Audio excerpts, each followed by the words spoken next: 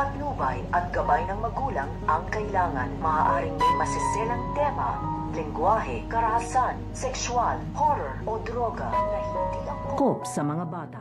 Maiipit sa gulo ito ngang mag-ina na ito ngang si Lilet at ito ngang si Annalyn, dahil ito ngang si Lilet ay makikipagkita nga ito dito nga kay Dax at hindi nga nila inaasahan na dito na nga magkakaroon nga ng tensyon, dahil sa pagkikita nga nito nga ni Lilet at nito nga ni Dax ay dito na nga sasalakay ang mga tauhan nito nga ni Ninang upang paslangin na nga dito at iligpit ito nga si Dax. At ito naman si Annalyn ay hindi naman ito mapakali hanggang hindi nga doon na dito nakikita at nakakasama ito nga daw kanyang ina na ito nga si Lilet, dahil nagpaalam nga ito na makikipagkita nga itong mag-isa dito nga kay Dax. Kaya nga ito nga si Annalyn ay sumunod nga ito dahil sa kanyang pag-aalala dito nga sa kanyang ina na ito nga si Lilet. Kaya nga ito nga si Annalyn at ito nga si Lilet ay bago pa nga sila tuluyang magkita ay dito na nga magkakaroon nga ng tensyon, dahil sunod-sunod na putok nga ng baril ang kanilang madidinig at maiipit na nga sa gulo ito nga si Lilet at ito nga si Annalyn.